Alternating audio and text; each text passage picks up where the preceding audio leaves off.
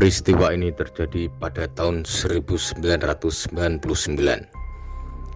Saat itu saya masih kuliah di salah satu universitas di Jakarta.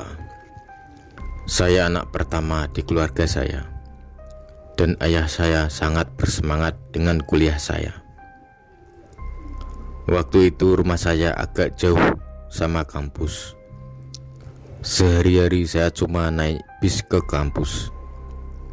Lama-kelamaan ayah saya kasihan melihat saya. Suatu hari dia mendatangi saya dan mengatakan niatan dia untuk membelikan saya mobil untuk transportasi. Karena keadaan ekonomi keluarga saya tidak begitu berada, ayah saya hanya mencari mobil bekas untuk saya. Saya sangat mensyukuri sekali, karena biar bagaimanapun ayah saya sudah berusaha untuk saya. Jadilah waktu itu saya dan ayah keliling showroom mobil bekas di sekitaran Jakarta. Setelah hampir seharian berkeliling, akhirnya saya dan ayah menemukan mobil yang cocok. Sebuah mobil Timor berwarna hitam. Setelah diperiksa, ternyata kondisi mobil masih bagus. Ayah saya penggila otomotif, jadi dia tahu sekali mesin mobil itu masih bagus. Setelah bersepakat tentang harga, akhirnya mobil itu resmi dibeli ayah saya. Mobil itu sudah terparkir di garasi rumah saya. Saya senang sekali. Saya tidak perlu lagi menunggu bis setiap ingin ke kampus. Beberapa minggu saya menggunakan mobil itu, tidak ada masalah kerusakan apa-apa. Suatu hari ayah dan ibu saya mendapatkan telepon dari keluarga. Mereka mengundang orang tua saya ke acara pernikahan sepupu di luar kota. Karena waktu itu adik saya masih kecil, mereka ikut. Sedangkan saya tinggal di rumah, mengingat saya sedang ujian saat itu. Akhirnya hanya saya dan seorang pembantu tinggal di rumah. Tidak ada yang istimewa, semua berjalan dengan apa adanya. Hingga suatu malam saya terbangun karena saya mendengar suara mesin mobil menyala di tengah malam. Saya kaget karena ketika saya bangun, jelas-jelas kunci mobil saya ada di meja belajar. Kok bisa mesinnya menyala? Saya beranikan untuk melihat dari jendela. Jendela kamar saya agak menghadap ke garasi. Pas saya lihat, ternyata benar, mesin mobil masih nyala. Lampu depan mobil saya menyala terang. Karena heran dan agak sedikit merinding, kok bisa ya? Saya terus perhatikan mobil itu. Tapi baru beberapa menit, tiba-tiba mesin mobilnya mati. Suara dan suasana jadi hening. Entah kenapa saya merasa ada yang memperhatikan. Saya memutuskan untuk kembali tidur. Keesokan paginya saya cek mobil. Tidak ada tanda-tanda yang ganjil di sana. Hanya saja saya baru sadar ada bercak darah yang sudah kering di bawah dashboard mobil saya. Saya agak panik. Saya nggak tahu itu dari siapa dan dari mana asalnya. Saya tetap mencoba positive thinking. Tapi semenjak itu saya merasa gak enak pas nyetir, terutama saat malam hari. Saya merasa seperti ada yang memperhatikan. Hingga pada suatu hari, saya hari itu pulang agak malam, sekitar jam setengah 12. Saya masukin mobil ke garasi Terus saya masuk ke rumah. Di ruang tamu, saya duduk sebentar. Saya buka sepatu. Malam itu rumah sepi banget. Sebagian lampu udah mati. Udara malamnya juga dingin banget. Ketika saya ingin masuk, tiba-tiba saya mendengar mesin mobil menyala lagi. Padahal kuncinya ada di tangan saya. Kali ini suara mesinnya kenceng banget, seperti digas terus menerus. Saya penasaran. Saya buka pintu rumah saya pelan-pelan. Bener, mesinnya nyala lagi. Lampu depan juga nyala. Pelan-pelan saya mendekat ke arah mobil saya. Saya penasaran, mengapa mobil saya menyala dengan sendirinya. Jantung saya udah deg-degan, keringat dingin juga. Makin malam semakin dekat dan semakin jelas. Saat saya sudah berjarak beberapa meter, saya melihat ada seorang di dalam mobil. Sepertinya itu laki-laki, mengenakan kemeja putih, tapi kemejanya sudah kotor dengan ada noda. Saya juga mencium bau anyir yang menyengat sekali. Saya langsung berhenti jalan. Jantung berdegup semakin kencang. Adrenalin teralir deras di dada saya. Sekarang seluruh badan saya basah dengan keringat.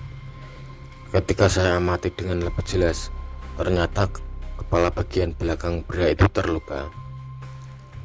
Dari lukanya mengalir darah cukup deras. Bahkan kulit kepalanya terkelupas hingga lapisan dalam kepalanya terlihat. Pria itu memegang setir dengan mantap dan kakinya menginjak pedal gas.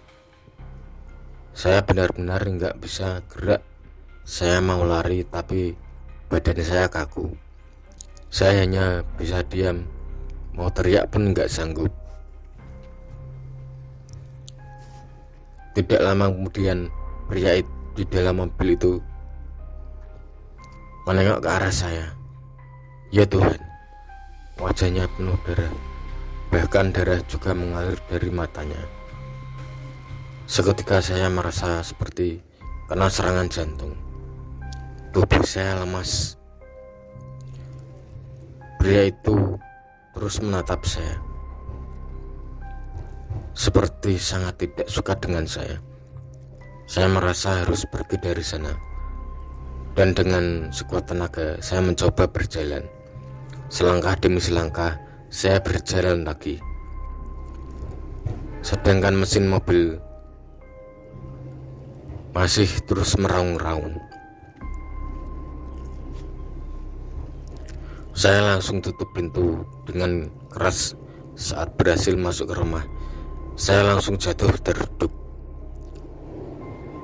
Baju saya sudah basah, begitupun wajah saya. Semua basah dengan keringat dingin. Baru saja saya ingin menghela nafas, tiba-tiba saya mendengar dengan jelas pintu saya diketuk. Tok tok tok. Saya kaget. Wajah saya sampai terasa panas karena kaget. Awalnya pintu diketuk pelan, tetapi lama-kelamaan keras. Saya panik. Akhirnya saya cepat-cepat lari ke dalam rumah. Saya takut tidur di kamar saya karena letaknya di dekat dengan garasi. Akhirnya saya tidur satu kamar dengan pembantu saya. Kebetulan dia agak berumur dan taat ibadahnya. Dia tahu kalau saya ketakutan. Dia menyuruh saya tenang. Saya tertidur saat dia sedang berzikir, hingga saya terbangun besok paginya. Dan saya berniat mencari tahu asal-usul mobil itu. Dari surat jual beli dan surat kendaraan, akhirnya saya tahu nama dan alamat si pemilik mobil Timur tersebut. Tanpa pikir panjang, saya datangi rumah menggunakan mobil itu.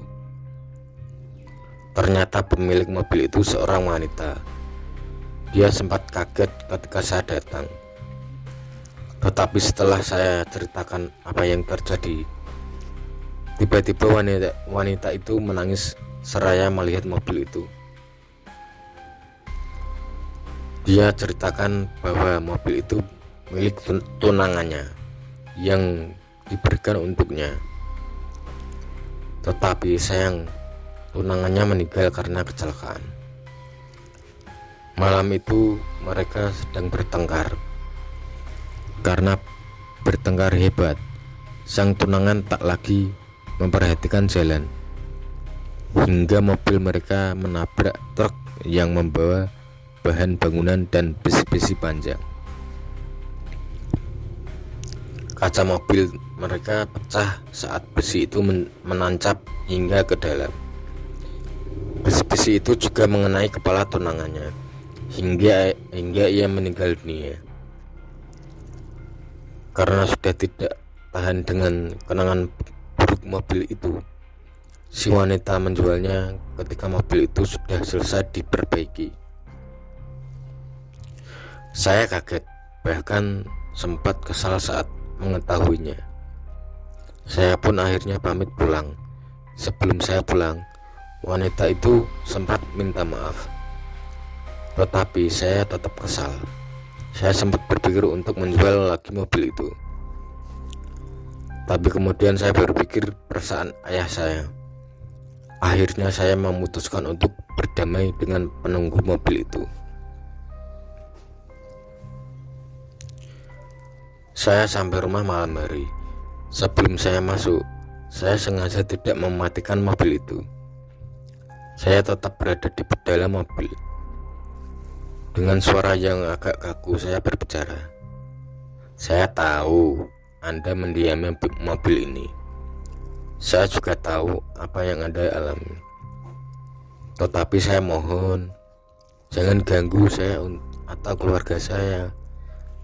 Saya akan merawat mobil ini dengan baik dan menggunakannya untuk hal yang baik. Saya juga tidak keberatan jika Anda ingin mendiami mobil ini atau menemani saya. Tapi saya mohon, jangan ganggu saya. Setidaknya kita tidak saling mengganggu. Tiba-tiba saya merasa ada hembusan angin dingin di wajah saya. Tapi saya coba untuk tenang. Setelah beberapa menit, pelan-pelan saya matikan mesin mobil dan keluar dari mobil itu. Ketika saya ingin menutup pintu rumah, sekilas saya melihat lelaki itu duduk di dalam mobil di bagian depan, tepat di sebelah tempat duduk saya tadi. Semenjak saat itu, mobil saya tidak lagi menyala saat tengah malam. Semua kembali normal. Walaupun kadang saat menyetir saya merasa seperti ada yang menemani, tetapi saya biarkan. Toh tidak saling mengganggu. Sayangnya mobil Timor itu saya jual pada tahun 2003. Bukan karena saya takut, tetapi karena saat itu saya sudah punya penghasilan cukup untuk mengganti mobil yang saya dengan mobil yang lebih baru. Mudah-mudahan pemilik barunya tidak diganggu si lelaki itu.